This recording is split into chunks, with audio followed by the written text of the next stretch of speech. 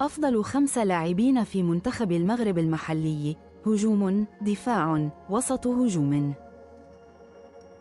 5. يوسف النصيري يتصدر قائمة أفضل المهاجمين بمهارات تهديفية رائعة ودقة عالية.